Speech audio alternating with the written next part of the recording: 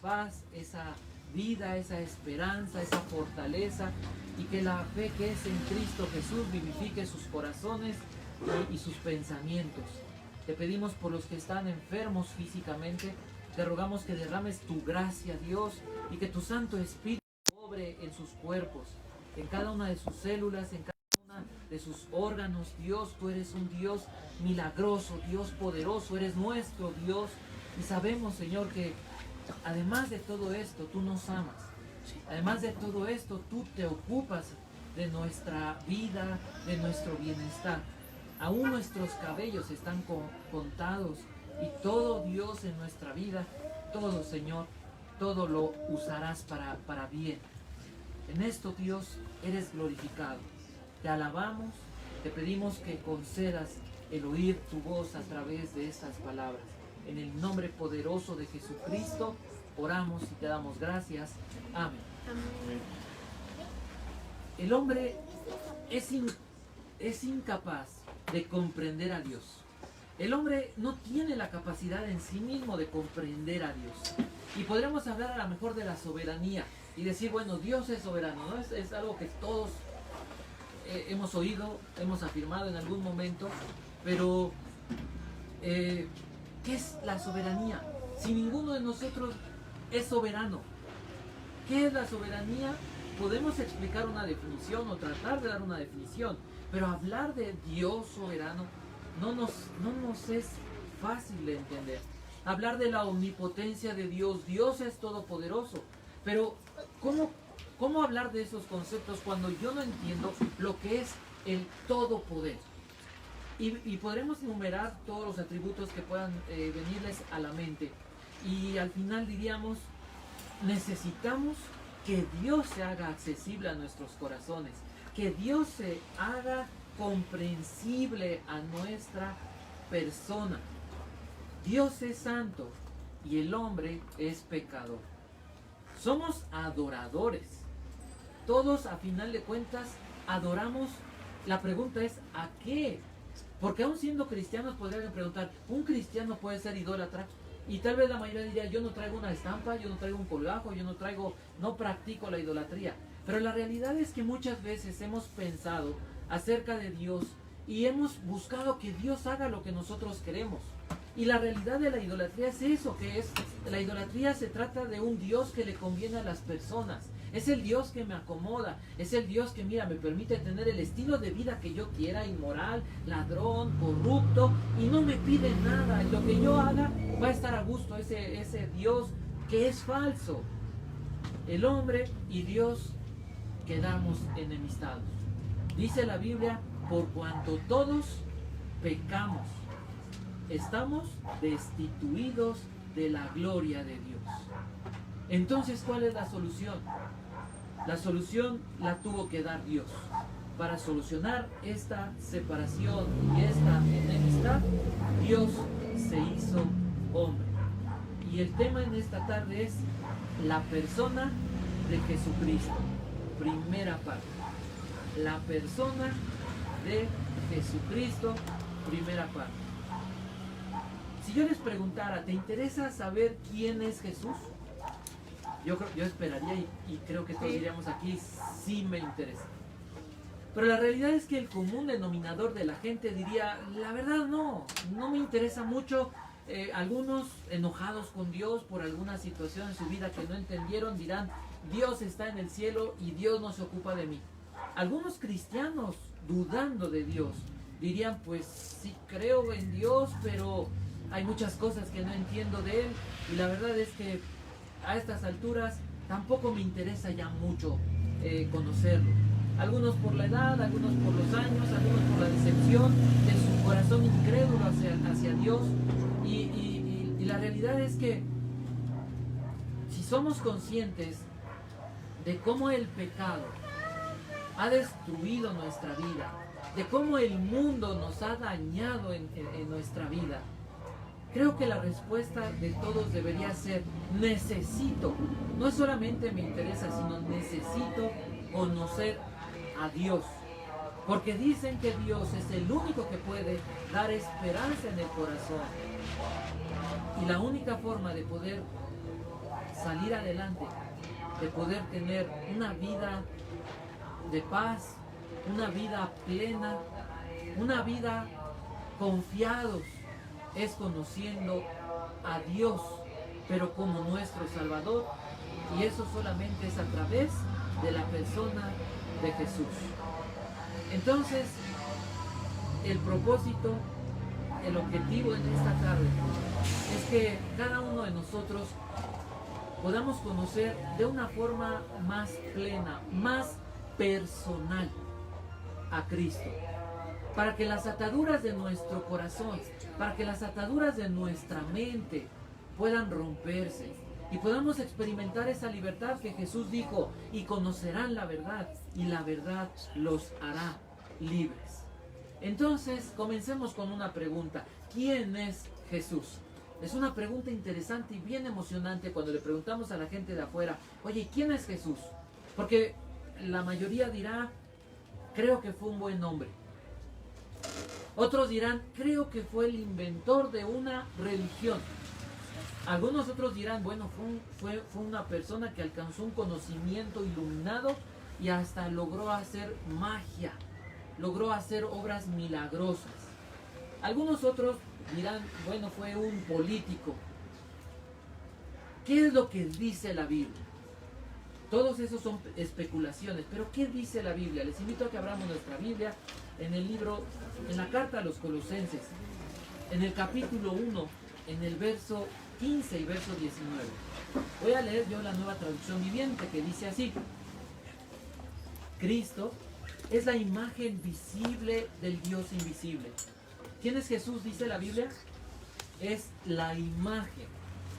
La imagen, esta palabra en el idioma griego significa, o podría traducirse en algunos versos como la estatua.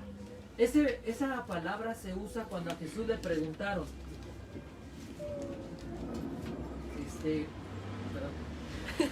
cuando a Jesús le preguntaron, ¿es lícito dar tributo a César? ¿Y qué dijo Jesús? ¿De quién es? Préstame una moneda. Y dijo: ¿de quién es la imagen? Ayúdenme. César. Del César. De César. Esa palabra es la misma. Entonces, leamos el verso 19.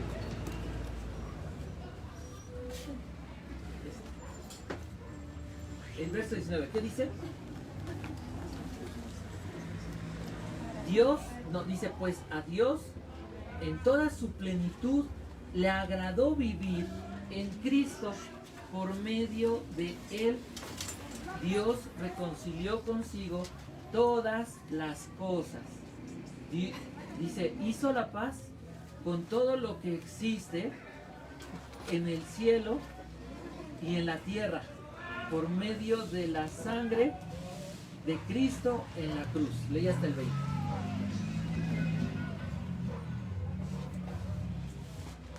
Bueno. ¿Quién es Jesús?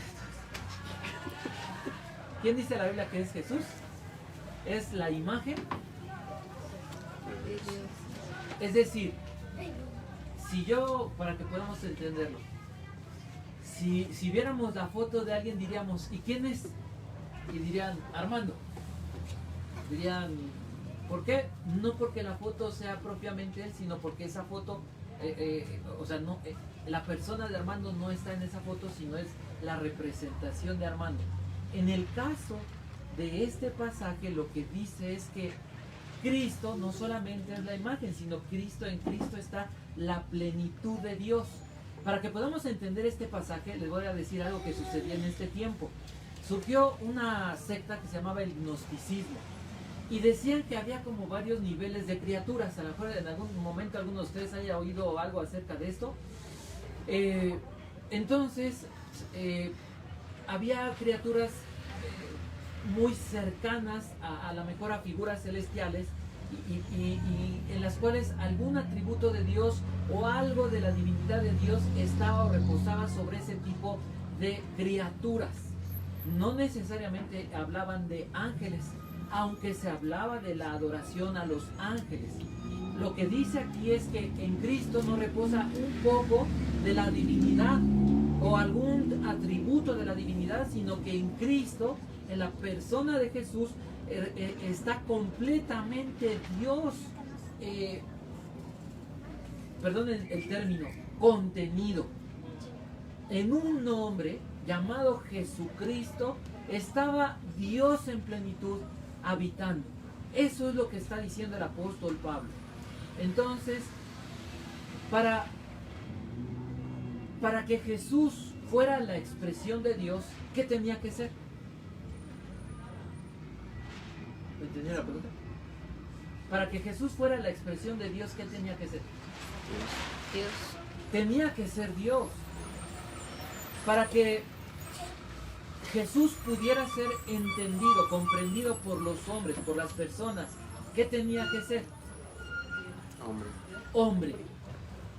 Entonces, entendemos de una forma muy limitada que en esa persona, que es Jesús, donde habita completamente Dios, también es completamente hombre. Pero no es un hombre como nosotros, en el sentido de que Jesús es diferente, porque Él es el único humano perfecto que ha habido y ha permanecido en toda la historia de la creación. ¿Qué dice la Biblia acerca de la deidad de Cristo? Dijimos que algunos dijeron fue un buen nombre, algunos dijeron fue el fundador de una religión, una filosofía, un gurú. Los gurús son los maestros o las autoridades reconocidas principalmente en las religiones orientales. Algunos decían que era un profeta, algunos solamente dijeron que era un maestro. Jesús afirmó ser Dios. Entonces aquí hay un problema. Aquí ya hay un problema. ¿Por qué? Si para una persona Jesús fue un buen hombre, si para unos fue un buen maestro, para algunos fue alguien extraordinario, pero Jesús no es Dios, entonces Jesús no puede ser un buen hombre, porque Jesús dijo que Él era Dios. Entonces Jesús ya no es un buen hombre, ya no puede ser alguien digno de seguirse, ya no puede de ninguna manera considerarse como alguien honorable. Por el contrario, sería un impostor o el peor de los mentirosos, porque Jesús dijo que Él era ¿qué? Dios. Vayamos a Hebreos capítulo 1. Vamos a leer algunos pasajes algunos versos de este capítulo 1. Lo voy a leer en la NTV. Capítulo 1, verso 1 dice así: hace mucho tiempo Dios habló muchas veces y de diversas maneras a nuestros padres por medio de los profetas. Verso 2: y ahora, en estos últimos días, nos ha hablado por medio de su Hijo. Dios le prometió todo al Hijo como herencia y mediante el Hijo creó el universo. Él irradia la gloria de Dios y expresa el carácter mismo de Dios y sostiene todo con el gran poder de su palabra. Después de habernos limpiado de nuestros pecados, se sentó en el lugar de honor a la derecha del majestuoso Dios en el cielo. Hasta ahí. ¿Qué nos dicen los primeros dos versos? Vamos a ir despacito. ¿Cómo nos revelan estos primeros dos versos que Jesús realmente es Dios? Dice el verso 1 que Dios, habiendo hablado muchas veces y de muchas maneras en otro tiempo a los padres por los profetas, hoy ha hablado ¿por quién? Por el Hijo. Entonces, ¿Jesús es quién? Jesús no solamente dice las palabras de Dios, Jesús es la palabra viva y encarnada. Jesús es Dios. ¿Qué más dice? Que Dios, el Padre, habló a través de Jesús. ¿Y qué más dice? Que Jesús es el heredero de todo y el creador de todo. Seguimos avanzando. Estamos viendo, y es importante esto, lo que estamos leyendo es algo que Dios me enseña, que es Jesús en realidad. Aquí no estamos hablando de si Jesús es para mí esto. Esta es la realidad de Jesús. Entonces, si yo tengo necesidad de alguien que pueda solucionar mi vida, alguien que me pueda salvar, alguien que pueda darme la victoria sobre el pecado, alguien que pueda ayudarme conmigo mismo, alguien que pueda ayudarme con el mundo que me rodea, alguien que pueda ayudarme con la maldad de las personas, necesito entender quién es Jesús para que entonces pueda yo con fe acercarme a Él y suplicarle su ayuda, suplicarle por su protección, suplicarle por su perdón, por la vida que Él prometió dar. El verso 3, vean lo que dice. El Hijo irradia. ¿Qué significa esa palabra irradiar? El Hijo es dice la Reina Valera 60, es el resplandor de la gloria. Es decir, es el destello. Es como si prendiéramos un flash. Hace rato que pusieron ¿cómo se llama? El reflector. Lo vi tantito y luego me lastimó los ojos. Bueno, podríamos hablar que cuando en Isaías dice Isaías el profeta que él vio al Señor sentado en su trono, dice que vio la gloria. Y dice la Biblia que la única manera de poder entender la gloria de Dios es poder comprender o poder conocer, poder de alguna manera admirar a Jesús.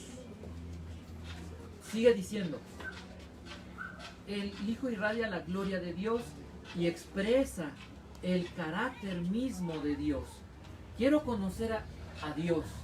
Quiero comprender cómo la omnipotencia de Dios es real. ¿A través de quién puedo comprenderla? ¿Cómo opera la omnipotencia de Dios, la justicia de Dios, el amor de Dios? Solamente puedo comprenderlo al conocer a Jesús a través de la Biblia. Sí, y sigue diciendo, y sostiene todo con el gran poder de su palabra.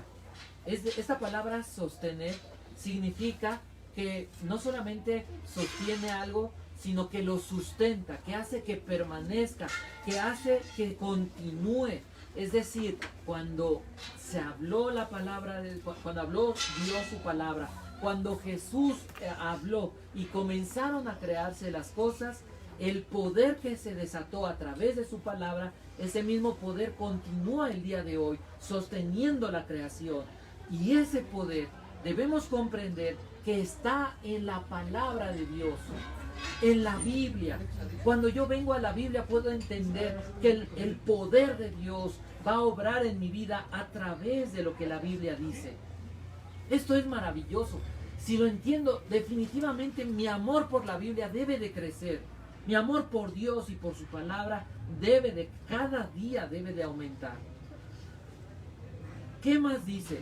No solamente que es el heredero de Dios, sigue diciendo y dice que después de que llevó a cabo la purificación de nuestros pecados, ¿qué fue lo que sucedió? El Padre glorificó a Jesús. ¿Y cómo lo glorificó? ¿Cómo es que lo exaltó el Padre a Jesús? Estamos hablando, a lo mejor para algunos de los que estamos aquí decimos, pues ya me lo sé, pero entendamos el tiempo en el que se escribe la Biblia y lo maravilloso que no había manera de poder comprobar quién es Jesús más que a través de su palabra. Pero el día de hoy la gente no cree en Jesús. Los creyentes, los cristianos no creen mucho en la Biblia. No viven mucho en la Biblia. De manera que el día de hoy seguimos necesitando entender esto. Jesús fue glorificado por el Padre al ser resucitado y al ser ascendido a la diestra del trono de Dios. El verso 4 comienza a decir, Hebreos se trata, realmente se dice que es un sermón, no es una carta propiamente, no es un libro histórico, es un sermón, es una explicación, una exposición doctrinal, hablando sobre la superioridad, sobre lo grande, lo mayor, creo que la mejor palabra es superior, que es Jesús sobre cualquiera de los símbolos o de las bases fundamentales del judaísmo. Entonces, el autor, algunos dicen que es Pablo, lo más seguro es que no haya sido Pablo por la forma en la que se escribe. Algunos dicen que pudo haber sido Timoteo, algunos de los discípulos de Pablo. Probablemente, y lo que yo creo más seguro es que haya sido Lucas, por la forma de exponer esta doctrina. Y comienza a explicar que Jesús es superior a los ángeles. Les recuerdo, había una confusión, y para muchos judíos, por el misticismo judío, para muchos gentiles, por causa del gnosticismo y de todas las sectas que había, la adoración a los ángeles era muy... ricos y deliciosos tamales oaxaqueños. Después.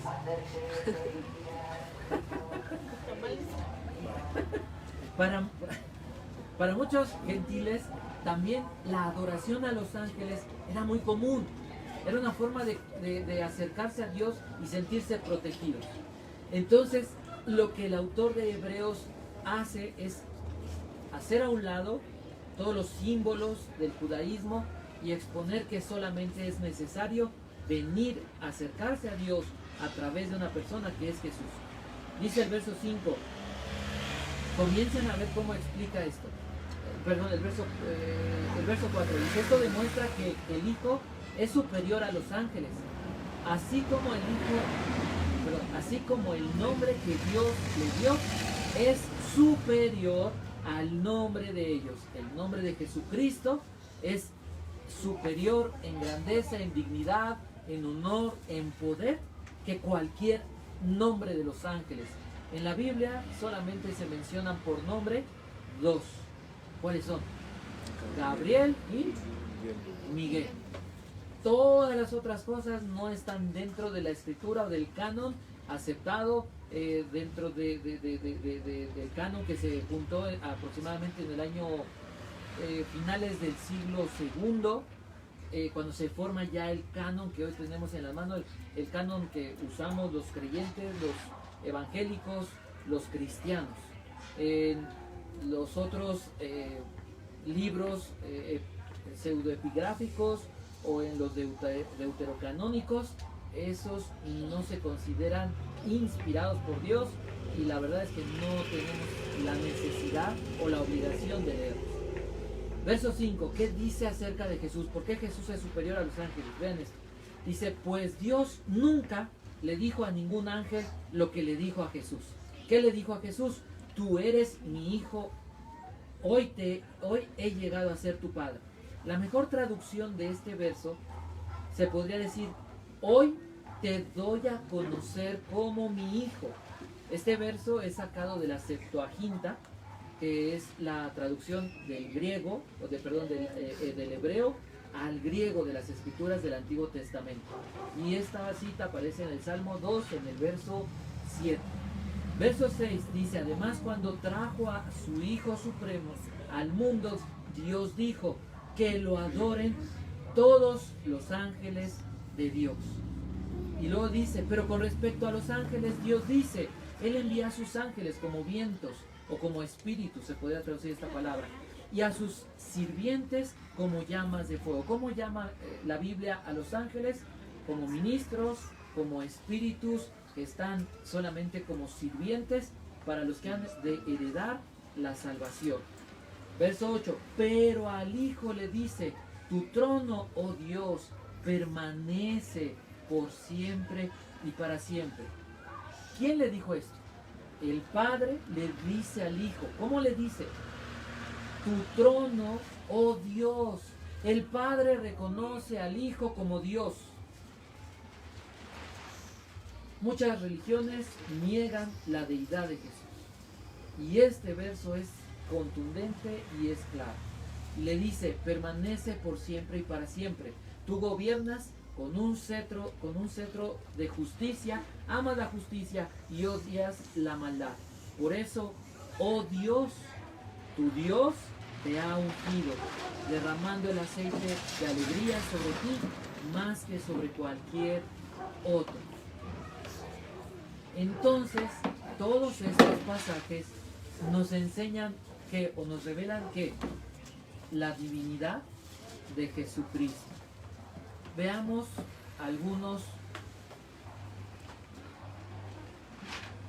hagamos algunas preguntas a manera solamente de reflexión o a manera de meditación para poder terminar.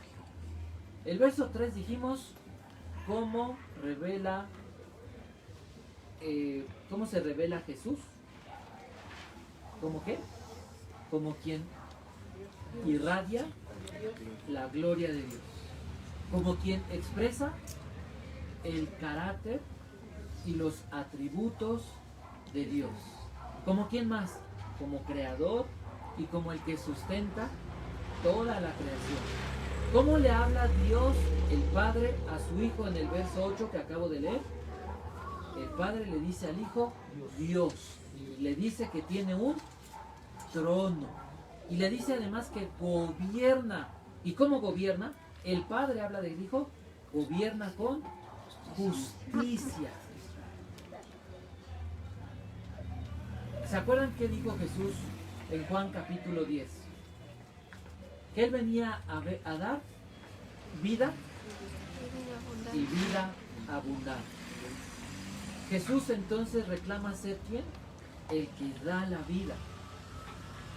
Jesús dice que a sus ovejas nadie las puede arrebatar de su mano. ¿Qué significa? Que Jesús afirma que no hay nadie más poderoso que Él. Y también Jesús dice en Juan 10:30, el Padre y yo somos uno. La unidad con el Padre. Eso significa que Jesús es Dios. Ahora, en Mateo capítulo 8, quiero dar algunos ejemplos de cómo demostró Jesús. No solamente dijo o habló de su divinidad, sino cómo demostró Jesús realmente que Él era Dios. Mateo capítulo 8 del verso 1 al verso 4. Si tienen Biblia, ¿cuál es el título que da la Biblia? Jesús sanó ¿a quién? A un leproso. ¿Saben ustedes que no había cura para la lepra? No existía la cura para la lepra. Y en el Antiguo Testamento, si alguien era curado, tenía que ir con el sumo sacerdote para decirle, mira, creo que me estoy sanando. Y el sumo sacerdote era el encargado de darse cuenta, porque era el ungido de Dios, y poder afirmar si este hombre estaba experimentando una sanidad divina. Jesús viene y Jesús con su palabra le dice a ese hombre, quiero que tú sanes. Y ese leproso, ese enfermo de una enfermedad incurable, una enfermedad que consumía la piel, que llevaba a las personas a sí mismos a aborrecerse al ver que, voy a decirlo así, qué asco daba su propia humanidad. La piel se les llenaba de llagas, a veces se les podían caer pedazos, llegaba el momento en que se quedaban expuestos los nervios, la grasa de la piel. Era una enfermedad degenerativa, incurable. Y era una enfermedad que los dejaba sin familia, que los condenaba a vivir solos o a vivir en lugares donde estaba pura gente de ese tipo, puros leprosos, esperando solamente, y tal vez para ellos lo mejor que podían esperar en su vida era morir. Ese hombre viene a Jesús y le dice, Señor, si tú quieres, tú puedes limpiarme. Este leproso reconoce a Jesús como Dios. Y Jesús solamente dijo 2 palabras. Quiero, 3, quiero ser limpio. Porque ese es el deseo de Dios. No solamente Jesús es un sanador. No solamente Jesús es un milagrero. Jesús es Dios que se preocupa por las personas que están en una condición deplorable. Personas que están en una situación que tal vez ya no tiene regreso. Que están en una situación condenados a vivir solos, aislados. Y para muchos, lo mejor que les podría pasar es morirse. Y por eso mucha gente se suicida. Y por eso mucha gente a lo mejor no se da un balazo, pero vive en el alcoholismo, vive en la drogadicción, intentando acabar con su vida, intentando borrar las cosas que en su mente le consumen. Jesús, ¿qué es lo que dice a las personas que se encuentran en esa situación? Que su deseo hacia cada una de esas personas, y que tal vez pueda ser tú, o que tal vez pueda ser, aún siendo cristiano, sentirte de esa manera. Esas palabras pueden ser para ti, pueden ser para mí. Ahí mismo en Mateo capítulo 8, del verso 5 al verso 13, Jesús sana a un empleado o a un siervo de un oficial romano. Pero lo increíble, no se dan muchos detalles del nombre del oficial, cuál era la enfermedad. Se dice que no se podía levantar, estaba inválido, incapacitado, estaba postrado. Pero lo increíble es que en ese pasaje, en esos versos, lo que se demuestra es que Jesús no tuvo que ir a ver a ese hombre, sino que Jesús, a través de su palabra, sanó a ese hombre a distancia. ¿Y esto qué significa? Que la palabra de Dios no tiene un límite. Para la palabra de Dios no hay límites de espacio, de tiempo. Es decir, podría alguien decir, es que Jesús estaba aquí y Jesús podía sanar, pero hoy no está Jesús. Precisamente, pero tenemos su palabra. Y el mismo poder que obró cuando Jesús habló y le dijo a ese hombre, vuelve a tu casa, porque debido a tu fe, debido a que creíste, tu siervo es sanado. Esas mismas palabras también deben consolar nuestro corazón. Porque cuando venimos, aunque Jesús físicamente no está aquí, su presencia invisible sí lo está. Y su palabra sigue obrando de esa misma manera. Seguimos viendo en este capítulo 8, que es maravilloso, del Evangelio de Mateo. Cómo es que mucha gente comienza a venir a Jesús, y enfermos de todo tipo de enfermedades. Y vienen también enfermos de enfermedades espirituales, enfermos del alma, enfermos mentales, endemoniados, locos, lunáticos. Y dice la Biblia que todas esas personas, la enfermedad que pudieran tener, cuando se acercaban a Jesús, eran sanadas. Jesús tocaba a un enfermo y no se contagiaba. Jesús le hablaba a un endemoniado y el demonio salía. Los demonios y los ángeles reconocían quién era Jesús. Lamentablemente los hombres, en la dureza de nuestro corazón, hemos dudado de Cristo y hemos dudado de su palabra. Quisiera yo invitarles a que pudieran reflexionar y que pudieran pensar en esto. Les quiero pedir que cierren sus ojos y que puedan pensar si realmente creen en Jesús, si realmente están viviendo en esa fe hacia Cristo. No se trata de ser perfectos, porque no hay nadie perfecto, ni aquí, ni en ninguna parte. Pero sí hay gente que vive con incredulidad. Y hay gente que está creciendo y está madurando en su fe. Y yo quiero que pienses, si el día de hoy te sirve de algo lo que has oído. Si te sirve de algo saber quién es Jesús, que Jesús es Dios. No se trata de decir yo sé eso y vivir como el hijo pródigo. Se trata de vivir como hijo de Dios. Se trata de que si tú dices, yo tengo un problema de salud, puedes decirle, Señor, aquí estoy. Aquí estoy porque creo que tienes el poder, tienes la voluntad, tienes el amor. Que si tú tienes un problema mental, si tu mente está engañada y está atada por el diablo, si tu forma de vivir y de actuar está muy lejos de lo que la Biblia enseña, la manera que vivió Jesús, es porque el diablo ya te engañó.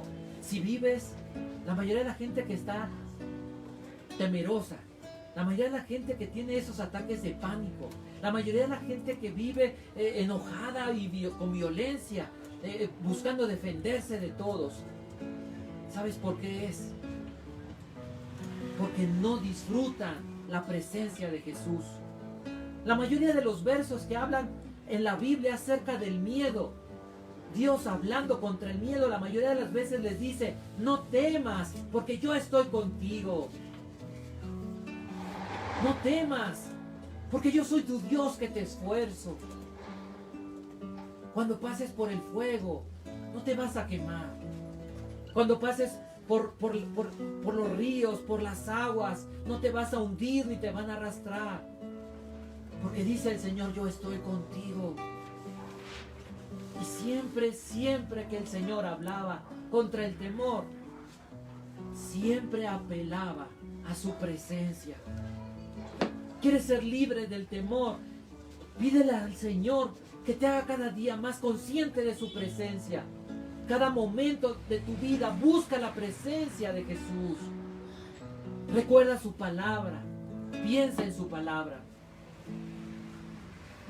Considera esto y toma unos instantes. ¿Cuál es tu necesidad? Piensa que el Señor te dice que es el sanador. ¿Cuál es tu necesidad? ¿Estás conflictuado en tu corazón? ¿Hay dudas, preguntas? Tal vez yo no tenga las respuestas, pero sé que Jesús es la solución. Y Él sí tiene la respuesta. Y por eso estoy aquí para decirte, vuélvete a Cristo. Seas cristiano o no, vuelve a Cristo. Escapa del mundo. Escapa de la corrupción.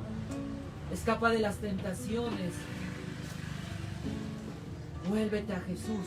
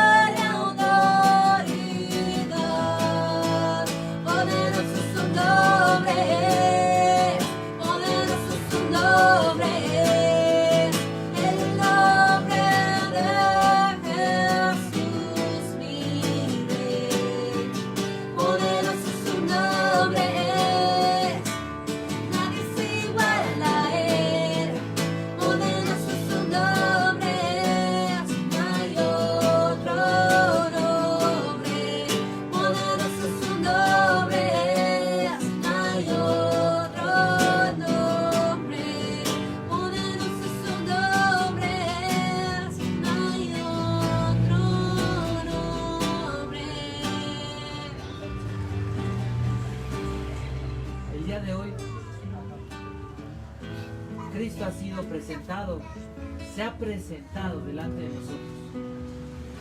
Jesús decía esta frase: conforme a tu fe te sea hecho. Si crees que no tienes la fe suficiente para experimentar un toque de Cristo en este momento, no te preocupes, solamente díselo. ¿Crees que si le pides ayuda te dirá que no?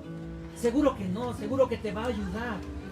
Seguro que si le dices perdóname porque soy incrédulo y me falta fe, pero necesito que me ayudes y que pongas esa fe en mi corazón, estoy seguro que Él lo va a hacer. Un hombre se lo pidió y Jesús le respondió y le dio esta fe. Te invito a que puedas decirle: Señor, estoy aquí. Y yo no quiero salir de este lugar y yo no quiero terminar este momento y seguir siendo la misma persona. Seguir batallando con mi carácter, seguir batallando con mis miedos. Yo no quiero seguir batallando, Dios, con mis conflictos emocionales. Yo no quiero seguir batallando con el pecado que me tiene atorado. Señor Jesucristo, creo que tú eres Dios. Y creo que tu poder lo manifestaste de muchas formas. Sobre la naturaleza, sobre la enfermedad, sobre los demonios, sobre este mundo físico. Señor, necesito que hoy me liberes. Y dile ahí lo que necesitas. Díselo en voz baja. Dile qué necesitas. No pierdas este momento tan importante. Él está cerca de los que le buscan. Él contesta a los que le invocan.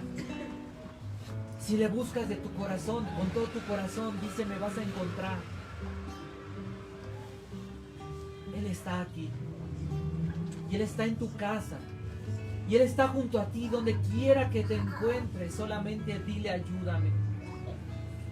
Arrepiéntete de tus pecados. Dile, te he fallado. Confiesa tu pecado y pídele perdón. Dile, Señor Jesucristo, perdóname, te he fallado. Perdóname porque te he dado la espalda. Perdóname porque te he ignorado. Perdóname porque no he vivido adorándote, porque no te amo como debiera. Perdóname porque tal vez nunca me habías importado. Señor Jesucristo, este momento, Dios, te invito a que vengas a mi vida. Te abro la puerta de mi corazón y te pido, Dios bendito, que tomes en tus manos mi vida, porque yo estoy cansado, porque yo ya no puedo seguir adelante. Necesito que cambies mi mente, renueva mi mente y sana mi corazón, sana mi alma que está quebrantada. Te doy gracias, Señor Jesucristo, porque venciste al pecado. Te doy gracias porque venciste en mi lugar a la muerte, porque te levantaste de entre los muertos para darme vida eterna. Te doy gracias porque tú prometes que tú no echas fuera a nadie y que el que a ti viene, tú lo aceptas. Señor, toma mi vida entre tus brazos. Reina en mi corazón y guíame en cada momento, en cada instante de mi vida, por este camino, hasta que llegue a tu presencia. Te doy gracias, Dios mío. Te doy gracias, Señor, en el nombre de tu Hijo Jesucristo. Amén. Después, si terminamos alabando a Dios.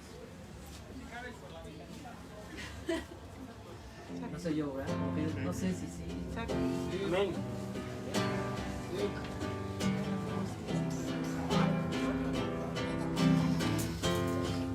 ¿Quieren sentarse o pararse? Como quieran.